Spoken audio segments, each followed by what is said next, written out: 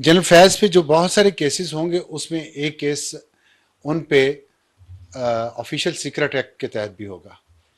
और अच्छा। उन्होंने इतना घिनौना जुर्म किया है एक, कि आईएसआई का जितना डेटा था, ये मैं बड़ी जिम्मेदारी से आपको ये बात बता रहा हूँ, आईएसआई का जितना डेटा था वो जाते हुए जनरल फैज हमीद अपने घर ले गया।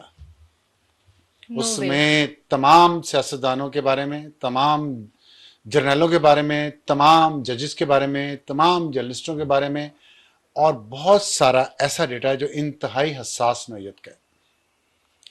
और वो डेटा वो साथ ले गए। तो उससे बड़ी खबर क्या है? इससे भी बड़ी कोई खबर है? उससे बड़ी खबर ये है कि वो डेटा उनके घर से बरामद भी हो गया है।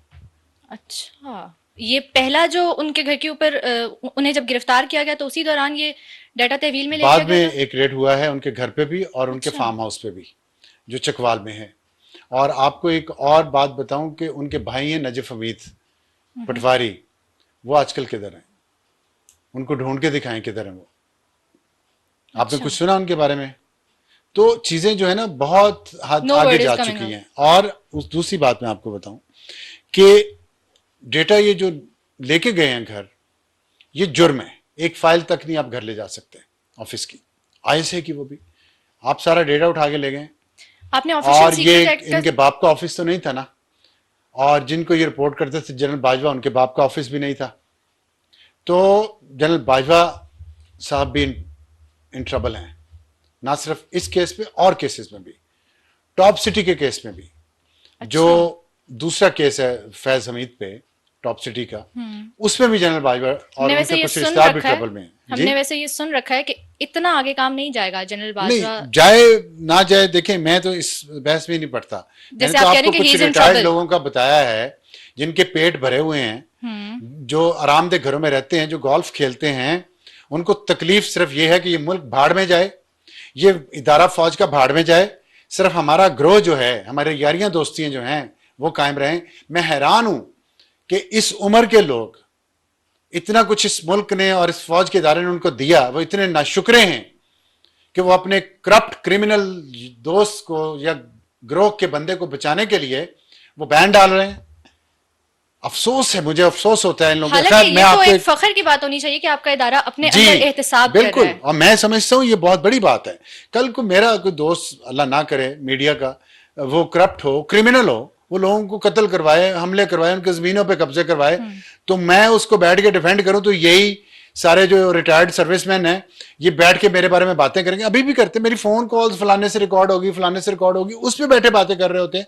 तो इतना अपना जिगरा इतना है कि क्रिमिनल्स को डिफेंड कर रहे होते हैं। और बस छोड़े, मैं इस पे ज्यादा बात नहीं करना चाहता, सिर्फ मैं शर्म दिलाना चाहता हूं उनको। आई होप कि शर्म आ मैं गई चाहता हूं होगी। सिर्फ सोचें कि उनके नजदीक ये ट्रेनिंग उनकी हुई है घर से और इदारे से, कि मुल्क से भी आगे, फौज के इदारे से भी आगे, एक आपका वो बंदा जो करप्ट है, क्रिमिनल है, और उसका गैंग है एक, आप उस, आप ये गैंगिज्म हो रहा है, ये माफिया आप चला रहे हैं। आई होप कि ये मैसेज तो पहुंच गया होगा कि अगर कोई एहतसाब हो रहा है तो उसको सिर्फ सिलेक्टिव अकाउंटेबिलिटी कह के तो रुकवा ना दें। जी एटलीस्ट बिल्कुल, जो हो रहा है उसे जी। होने और दें। इस पे एक किसी से बात हो रही थी, उसने कहा जी वो भी फलाना भी तो करप्ट है, फलाना भी करप्ट है। उन्होंने कहा जी पकड़ा गया एक बंदा सबूतों के साथ, इतने सबूत हैं, सबूत देख के तो मुंह बंद कर लें, सबूत देख के तो अपनी उदासियां दूर कर लें। ओहो पकड़ा गया, सबूत इतने थे। और फिर आप कहते हैं कि वो, अच्छा मैं आपको एक और इस पे बात बताना चाहता हूँ। एक दो लिखे हुए, फैज हमीद के हाथ के लिखे हुए दो कागज मिले, अपने हाथ की, उनकी हैंड राइटिंग में बरामद क्या हुए हैं। क्या लिखा हुआ और है उसमें तहरीर उन्होंने पे? जो 9 मई को जो कुछ हुआ है, जिन जिन तनसीबात पे हमला हुआ है और जिस जिस तरीके से जो प्लान था, वो सारा उन कागज पे लिखा हुआ है फैज हमीद की अपनी हैंड राइटिंग में। और इससे भी एक और आपको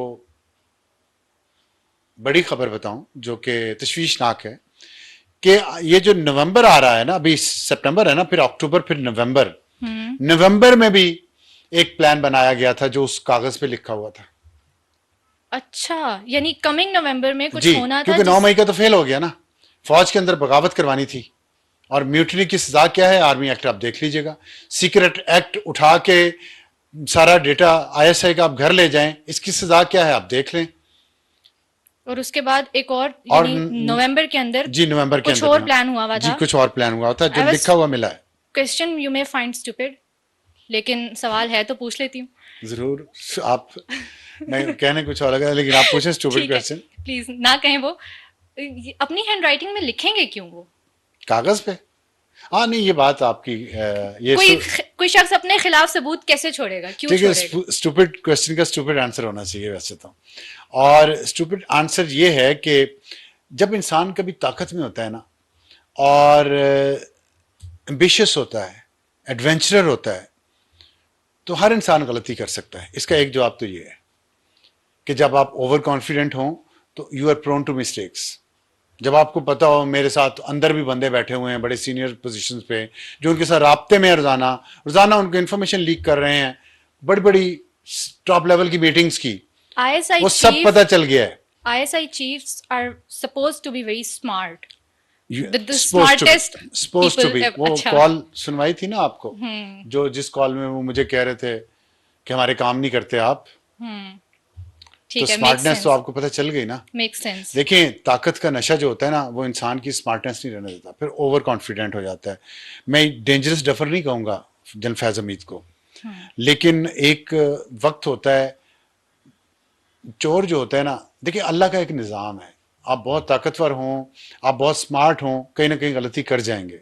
और जब आप गलतियां लोगों पे जुल्म कर रहे हो, लोगों की जिंदगियां छीन रहे हैं, आज लोगों को ये उनके मुंह पे कह रहे हो कि किसको जिंदगी देनी है, किसको मौत देनी है, इसका फैसला हम करते हैं। ये कहा गया, ये अल्फाज में डायलॉग नहीं बोल रहा, ये लोगों को कहा गया किसको जिंदगी देनी है, किसको मौत देनी है, इसका फैसला हम करते हैं।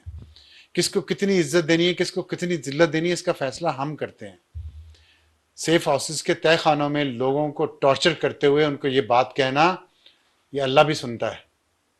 और ये तकब्बर जो है ना, अल्लाह की चादर है, इंसान की नहीं है। अगर खाकी वर्दी आपने पहनी थी तो उस खाकी वर्दी को आपको इज्जत देनी चाहिए थी, क्योंकि उस खाकी वर्दी ने आपको इज्जत दी है। आप उस खाकी वर्दी को पहन के लोगों को कहें कि जिंदगी मौत इज्जत जिल्लत हमारे हाथ में है, तो अल्लाह ने अब दिखा दिया ना, गलती हो जाती है। लेकिन बहरहाल आपका सवाल इंटरेस्टिंग है, और मेरा ख्याल है कि उसका दूसरा जवाब यह है कि फैज को अंदाजा ही नहीं था कि वो अचानक अरेस्ट हो जाएंगे, और अचानक अरेस्ट हुए। वो चीजें कुछ बहुत सारी चीजें तल्फ नहीं कर सके जी, उनको बिल्कुल अंदाजा नहीं था कि वो अरेस्ट हो रहे हैं। और मैं समझता हूँ कि बड़ा ये एक इंटेलिजेंट बेस्ड ऑपरेशन हुआ है, इंटेलिजेंस बेस्ड ऑपरेशन हुआ है फैज के खिलाफ, और उसका नेटवर्क पकड़ा गया। उसके इर्द गिर्द जितने लोग थे जो जब वो सर्विस में थे, वो सब अंडर इन्वेस्टिगेशन है, अंडर स्क्रूटनी है। और जो सर्विस में अभी हैं सीनियर पोजीशंस पे और उनके साथ राब्ते में थे और वो अपने आप को अकले कुल समझते हैं, उन सब का भी सब कुछ पता चल चुका है। और वो भी आपने बताया जो दूसरा प्लान हो रहा था नवंबर 2024 में, वो उसका हिस्सा भी हो सकते हैं। जी जी बिल्कुल, क्योंकि नवंबर अक्टूबर का महीना फौज के इदारे में प्रमोशन वगैरह के लिए बहुत इंपॉर्टेंट है।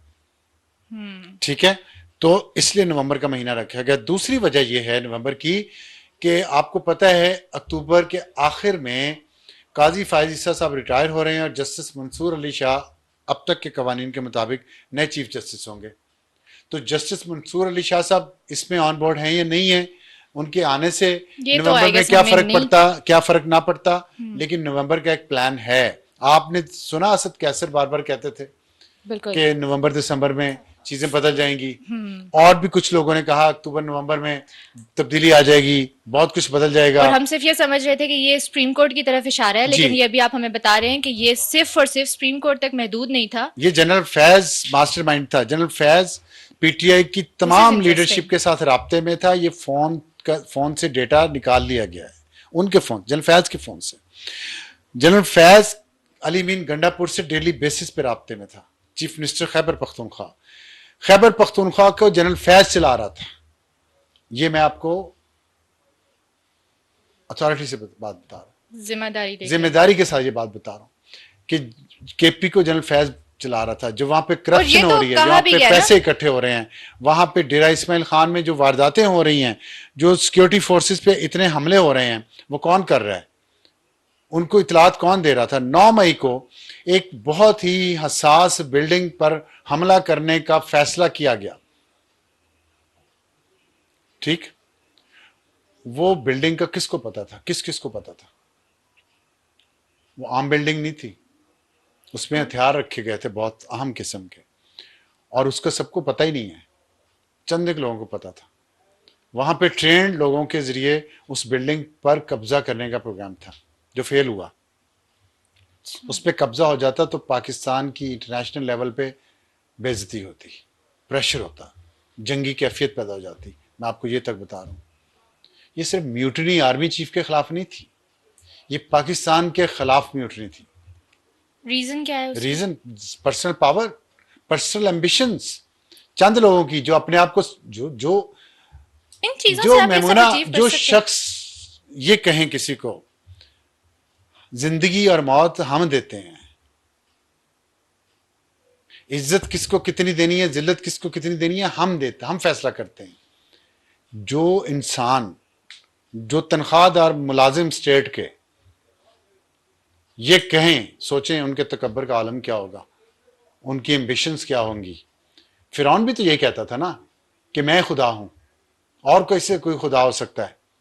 तो जब आप किसी को ये कहते हैं कि जिंदगी हम देते हैं और मौत हम देते हैं, और देते थे, नौज बिल्ला वो देते थे, वो इज्जत किसको देनी है, जिल्लत किसको देनी है, वो देते थे। उन्होंने एंकर भर्ती किए हुए थे, उन्होंने टीवी चैनल के मालिकान सेठ भर्ती किए हुए थे, उन्होंने टीवी चैनल लॉन्च किए हुए हैं, आज भी टीवी चैनल चल रहे हैं, आज भी टीवी चैनल्स के अंदर ऐसे रिटायर्ड लोग बैठे हुए हैं, उन टीवी चैनल को चलाने वाले, जिनको फैज लाया, जो फैज नेटवर्क का हिस्सा हैं, और उन्होंने टीवी चैनल खरीद के उनको दिए हुए हैं। वहां आज भी प्रोपेगेंडा हो रहा है फैज के हक में, फैज के नेटवर्क के हक में। ये जो है ना, ये शुक्र करें ये नेटवर्क पकड़ा गया, तो कैंसर की तरह फैला हुआ है। ये ऐसे नहीं जस्टिस साकिब निसार बाहर बैठा अभी तक वापस नहीं आया, ऐसे नहीं बाहर बैठ के लोग इतनी सेंसिटिव इंफॉर्मेशन से पे व्लॉग कर रहे थे, यहां पे बैठे कर रहे थे। कहां से इंफॉर्मेशन जा रही थी? सर्विंग लोगों से। कोर कमांडर्स की मीटिंग तक की इन सेंसिटिव इंफॉर्मेशन लीक हुई है। किसने की होगी वहां से? वो उसका फैज नेटवर्क से क्या ताल्लुक था? मैं उन अशखास से ये पूछना चाहता हूं आज भी जिन्होंने वर्दी पहनी हुई है, कि उनकी पहली कमिटमेंट, पहली लॉयल्टी पाकिस्तान से है और दूसरी फौज से है, ऐसा या लगता उस नहीं। फैज नेटवर्क से, फैज बाजवा इमरान खान नेटवर्क से है उनकी पहली लॉयल्टी? वो सोचें, आज घर जाके सोचें।